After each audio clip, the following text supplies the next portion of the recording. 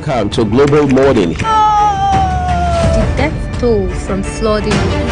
Most time our politicians just bring in policies too, for sure. Incidentally, we have several more stories. The legislature was carefully crafted to 22.2% inflation rates as of April this year. What does that say about where we are as a country? I think Nigeria has resorted to being resilient. Before you call the police station, before they even leave, they'll take permission from I don't think there's really anything on ground to improve. the struggle with the strike. You have done your work, you have put us to the wall. We are not the slaves. I'm not a small boy. You should have given me the report. I have not seen the report.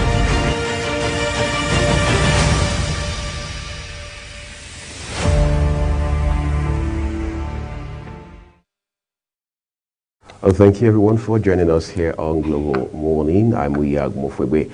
This is Global Television. It's a great Friday, and we thought we should end the working week with you here on the program this morning. I've got my colleague Queen Agawa here, as always, on the show this morning.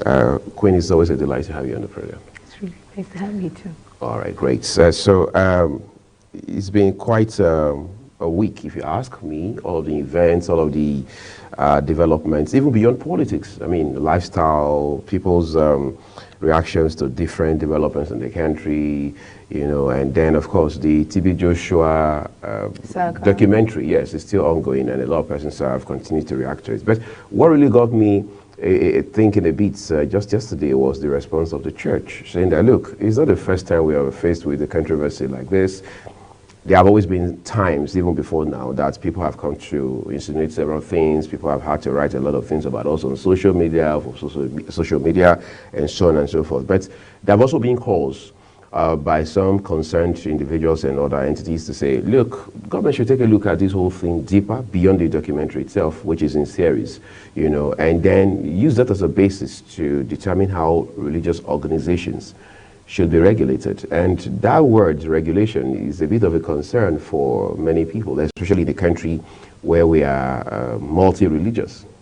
When you say regulated, I don't think it should be a concern, especially when it comes to the church. I mean, this issue, I expected, you know, the church to probe further, make further investigations, ask these people, you know, ask church members, and not just conclude that this is not the first time such allegations will be coming out. Of a truth, this is actually not the first time that there will be allegations of this kind. It has been happening as far back as early 2000s. You know, we've had people come out to say this and say this. Well, I think investigations should have been done. You know, maybe call these people, speak with some church members, you know, to find out what really happened. And there have been allegations like this for, I can't remember the name of this person. I think the church did a further probe and found out that these allegations were true. And then, you know, they went about, you know, I think they had to do something in that line. So as a church, we shouldn't just assume that this person is a saint and that is it. The person is first human before anything else. Before a man of God or any of those stuff. So I expected that they will probe further. It's just like sometimes these stories might be maybe difficult to believe. For example, you have, it's more like a case of a woman that has known her husband for years, and then maybe you bring in an underage, and this underage is telling you that this and this has been going on. But the man is making advances. Yes, making advances. And sometimes we don't want to hear the truth. I don't know how best to explain this. We don't want to hear the truth because the truth hurts. So you'd rather hear a lie that makes you feel good than the truth that makes you uncomfortable? Yeah, so makes you uncomfortable. So I think we've come to that point or that age where we need to accept the truth, probe further, and don't just assume that, I mean, if you watch the documentary, you see that these are, I want further investigations to be made. But what further investigations should be made other than what has been done? What has been done? I mean, these are, as far you hear of people like his daughter came out to say this same thing, church members, church workers, and trace back, if you check the internet, you see stories of people like this, similar patterns. So it's a pattern. Now, I'm not saying that I'm not categorically saying that he's guilty. It's quite sad. You're saying the church has a duty to do due diligence. Due diligence, you know, probe further, make further investigations. But again, Queen, that was what the challenge is. The church now says those people who came out to, grant or interviews to the BBC are not known to them. So if you were the church, you realize these people are not known to us. Would you take them any seriously? The people are not known to the church. People that have been alleged to be. Alleged to be? Not even, but we see videos, for example. Videos, now this is where it gets interesting. Videos of a particular Bisola that has been a disciple, worked. In fact, you can't say that these people are not known to, like you cannot say they're not affiliated with the church. Because I have seen videos of that same Bisola giving a testimony in that church, apologizing over and over again, which she said she was made to do. Maybe under duress? Maybe possibly under duress, obviously, or she was manipulated of some sort. I'm not saying that this is it, but I'm saying you can't say that you're not affiliated with these people. We see the videos of them in the church. They know too much to say that they're not, they're talking in details. They know too much to say that they're not, for you to say you don't know them or you're not affiliated with each other. They give names, they give precisions. So it's quite sad. What I expect, I don't expect such statements. What I expect is that the church has probed further, done investigations, and we owe that to Christians as a body of Christ. We owe that to. It's not just enough to say that, to just dismiss such cases. Probe further, make so that we know that if this is true, now begin to look for ways to get closure for these people. Very, very interesting. Again, it brings to mind the issues around Reverend King, who we are told, of course, had been sentenced years ago and things like that. But there's got to be some kind of mechanism, to check all of these things. Society is not perfect, no doubt about that. Nigeria being part of society is also not perfect. But we must be able to take responsibility for certain things. Recall, Queen, that church had also recorded building collapse. That was a massive structure that collapsed. And then reports had it that the death toll recorded was something in the neighborhood of 52. That's a whole lot of lives. Up until today, whether by the Lagos State government or by the federal government, nobody can tell exactly how that case turned out. This is years after that incident, So it's worrisome and it's concerning, and as such, we should be able to be more proactive as a people, especially from the standpoint of the authorities. But then there's something sad that happened on Monday. But the news came through just yesterday. It's been big balls on the social media about a 32-year-old banker who took her life in Ikorodu area of Lagos. So she was at work, her phone left on her desk, and then she had gone into the restroom, and she was alleged to have taken some sort of insecticide there. And then the whole time her phone is ringing so often, so much so that it's against the attention of her colleagues. So in a bid to get her phone, everybody starts looking for her, and then she's discovered dead in the restroom. But that's probably not the worrisome part. It is the fact that she had left a suicide note. Not every time people take their lives, they leave a suicide note these days, but she did, and she's apologizing to her dad, to her mom, to her siblings, to people she cared about, and then she's asking God to forgive her. But the reason she advanced for going suicidal was that the economy is hard, her figures are not looking so good, her mind is messed up, things are not going to get any brighter at all, and things like that. This is a pretty promising 32-year-old lady. And then off the top of my head, Queen, I'm thinking, there's so much of disconnection, or if you like, some people say disconnect, in terms of how we relate with ourselves now. Right? You are at work this morning. We're going to be here for a few hours. It won't be on the show. But on the day you are off duty, or you are on leave, or I'm not at work, I'm taking a few days or a few weeks off, do we talk? Do we reach out to each other? But that's even on the basis, on that level of, okay, we are colleagues. But how about even families? Your cousins, your siblings, your nephews and nieces, your aunties, your uncles, your parents. How often do we stay in touch? The people you grew up with back in the day, because you'll be shocked the missing or the broken link here is just that human connection. True. It's true. It's sad. First of all, I must say that it's really sad that she's a young, promising lady and a banker. Obviously, maybe in her in her choice career path, Right. and one would have thought she'll be happy there. she'll be happy for her to have taken her life. You can imagine those who are not doing as good as she is. Obviously, she has a paycheck, you know. She's doing well. At least She one that knows can at take her least home and bring her one back that to can work. Take her home and bring her back. Or maybe cater for her immediate needs, you know. And she would still have to, citing that the economy and all of that, citing those as the reason. It's quite sad. It's really sad. It's disheartening, I must say. And then it just makes me realize that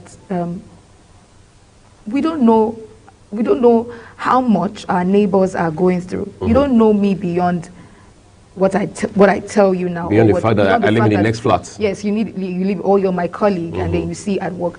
I want to emphasize that when we ask people, how are you, let's look into their eyes and be sure that let's not ask it as, just absent-mindedly. You know, how are you and how you doing? We need to be, especially in this time and age, we all know that the economy is hard. True. If you go to the streets, you conduct an interview, people are, by the time they express, you see that anger, you see that pain, a lot of people, that frustration. It's like they've been waiting for you to just tell them, how is this thing happening? How is this thing going? It's sad. So when we ask people, now what we need to do moving on is we need to be intentional about relationships that now people just get angry. I know I've experienced that a lot of time. People just get angry that,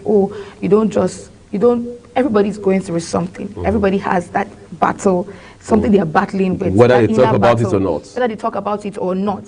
So instead of guilt-tripping people, you just forgot me like that. Can we be intentional? Just how are you doing? And not just about, they forgot you. I could be going through something. Maybe even worse than yours. Maybe even worse than yours. So life happens. Right. And let's be intentional. Check up on people. Check up on people. Don't just assume. I also think, in addition to all of these selling points you made, I also think we need to adopt much better and real quick the culture of therapy. Yes, it's not a conversation we always have, right? At least not so often. Yeah. Because whether you like it or not, there comes that point in your life, depending on what circumstances you're grappling with, that you would have need of a trained therapist, a sociologist, someone who has a background in counseling in such a way that you can talk to them knowing that your sensitive information, your secrets, as we say, are safe with them, and they are able to walk you through that process. These persons may even be maybe in your religious organization, people you have come to trust over time, people who have shown maturity, people who have been able to, they have a track record of having walked people through the dark times of their lives. We need all of those in society, because off the top of my head now, I'm thinking when people graduate from counseling, from psychology, sociology and all of those, where do they end up most times? It's in banks. Where do they end up most times? They jackba, as we call it. They move abroad.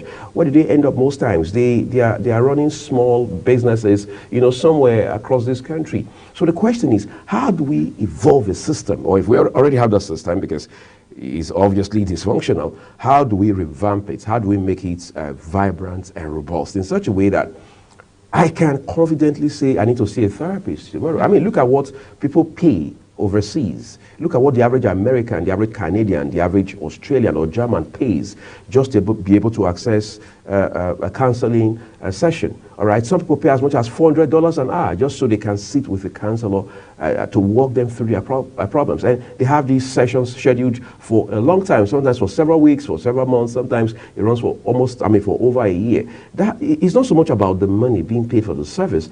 The money being paid for the service is indicative of how important, how vital it is. Service is. But I think we've been running with a myth. When you say mental health, a lot of people just associate it with madness. It's Oyinbo you're speaking.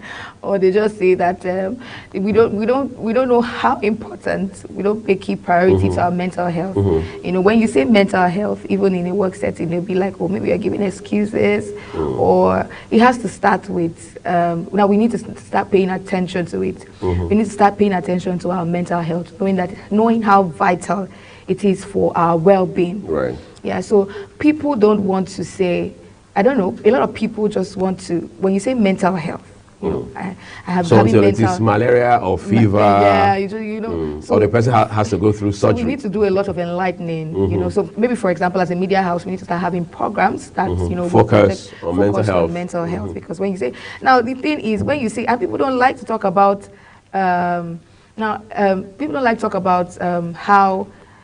When you just say we are going for therapy, it looks like you're running mad. So that they don't want to be stereotyped or they don't want to be stereotyped by society. You know, you just say that, or maybe and a lot of people don't want to speak up. Oh, I need to say psychiatrist. Confidentiality, yes.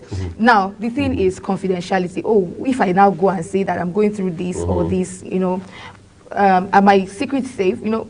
What I'm coming out to say, what I'm coming out to say in the home, a lot of times, people don't even get to know that they need therapy if they don't open up and tell you. If I don't tell you this is what I'm going through, you wouldn't suggest that I seek therapy. And the reason why I don't tell you what I'm going through is because I feel that my secrets or my pain or my issues or my challenges are not safe with you.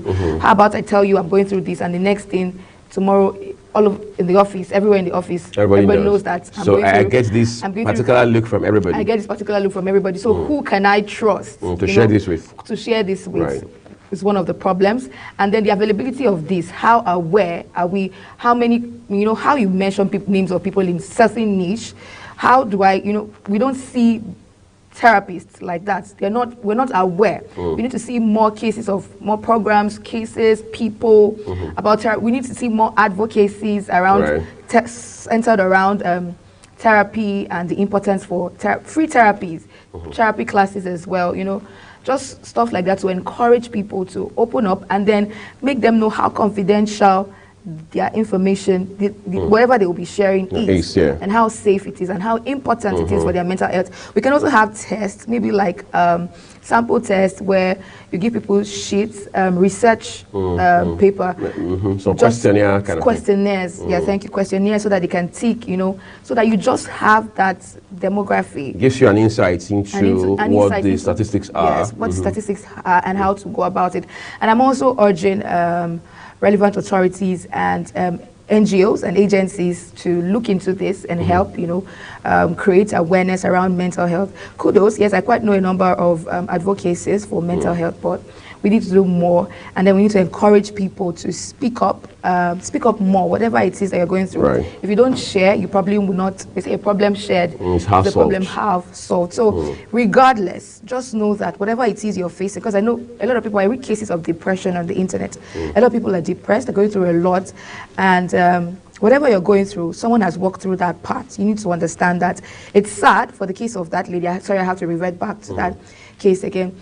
The case of this 32-year-old, that pressure also. So we should be mindful of the things that we tell young ladies. You know, someone posted something recently on Instagram where her aunt was asking her when she was going to get married, you know, as a New Year greeting, a New Year, Happy New Year, and then your husband. I know those are subtle pressure. I know that sometimes it might come from a place of love, but if I desire to get married, it is not that I'm not the one stopping it. There are circumstances beyond my control, obviously. So we should be mindful when I get to have children. All of those things are precious. You've been married for 9 years. You've been married for 9 years. And some people are outrightly, now I'm going to address people that do this, and I'm going to address you as a person that's going through all of this. First of all, know that some people just say this. They are impromptu reflex. It's their nature. So you don't take it to heart and then you become depressed. When the time is right, things will fall in place. These things will happen. It is not because you're holding, it is not by your choice that these things are not happening. Take it that you don't have the power over it at that point in time. So hold that there and then don't sink into depression. And then we have to be mindful how we talk to people, careful how we talk to people, and be sensitive. I think sensitive, very, very sensitive. Yeah, very important. It's a bit of protracted situation. I mean, reality we're dealing with across the world, of course, in Nigeria as well. Queen was just talking a while ago about how that we need to take mental health seriously, even at the workplace, for example. We need to have more hiring managers, more HR managers, more executives, more organizations who understand the mental health needs of the people who work with them, their teams, their employees. However, we also need to state that employees should not use mental health as a basis all right, to abuse privilege, to if you like, take the organization for granted, because, you know, we can be very extreme about these things. So I show up and I say I have mental health issues, and my HR manager is human enough, is magnanimous enough to say, okay, you can take a day off, you can take 2 days off. And then every other week I'm having mental health issues. Exactly, and then you go meet a doctor somewhere by the roadside, and then they are giving you notes every other for 1 week or 2 weeks, 2 weeks, yes, to say you have mental health issues. Exactly. And then the next thing we know is every other person in the organization is not having a mental health issue. So it means that there has to be that balance. We have to find a way to strike that equilibrium. Okay, so let's think about food. Yeah, I'm not a foodie, by the way, but it's time for tastes and texture.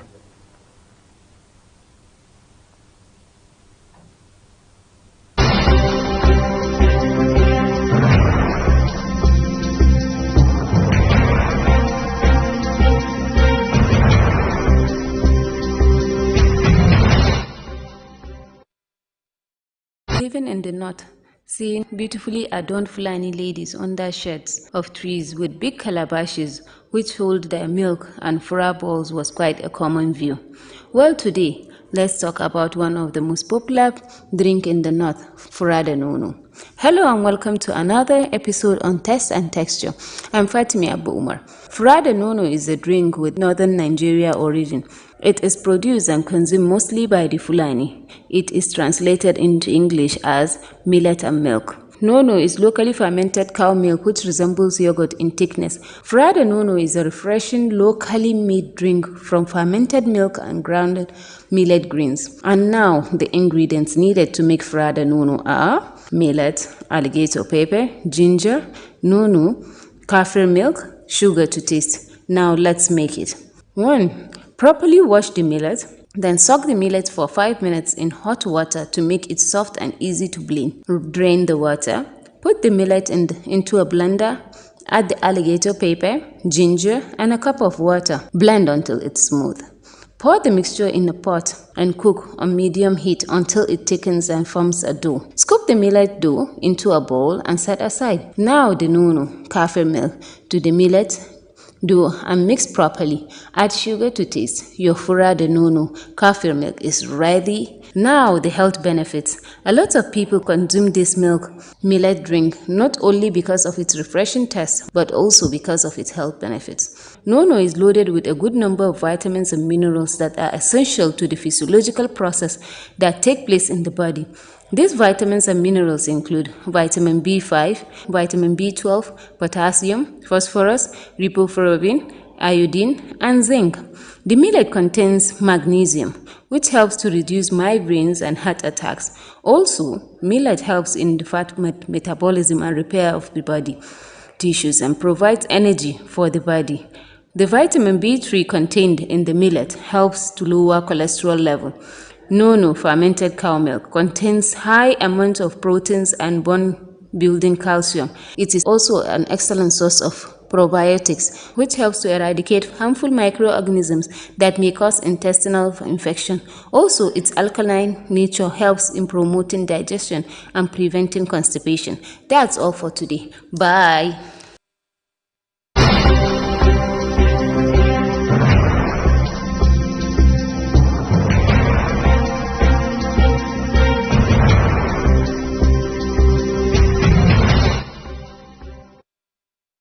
Thank you, everyone, for staying with us. That was Fatima there. Just give you some insights what we should probably consider today for any of the meals. Whether it's, I don't know, really, Queen.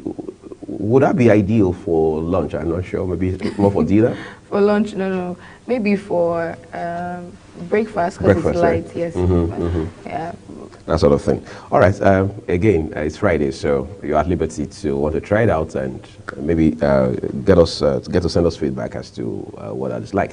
All right. So we understand today Supreme Court will be delivering judgments on the appeal by Kano State Governor, talking about Abba Yusuf, all right?